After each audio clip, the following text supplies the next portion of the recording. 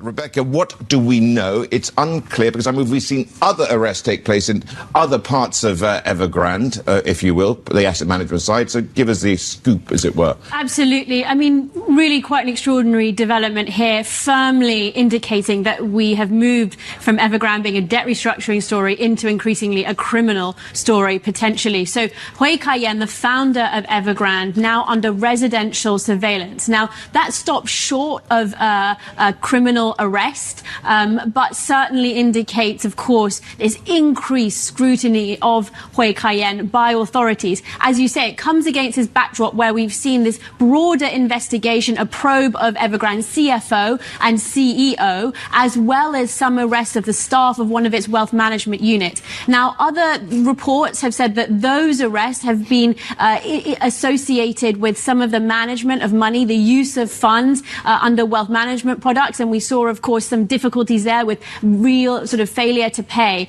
But really, this trouble with Hui Kai-yen. I mean, let's look at this way as well. I mean, he was part of the CPCC's that elite 300-member standing committee. He was told in March not to attend. I mean, that was quite a signal, was it not, because of the indebtedness of this company and what it was going through? Absolutely, quite an extraordinary change there, and also this indication, because it's been quite sort of, authorities have been quite unclear around how the collapse of Evergrande is really going to be treated, not just sort of in the narrative of this broader difficulties among so many different property developers, but really particularly at Evergrande. And it's worth saying here that the story of Evergrande for the last decade has always been coming to the brink of these liquidity crises, coming to the brink of these financial difficulties, but always being able to save itself.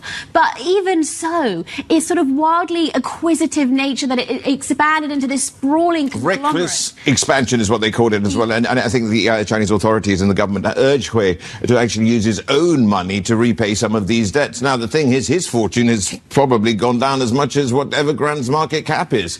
Yeah, once, you know, Asia's second richest billionaire, really that has dwindled. But we have seen... That's its wealth dwindling there.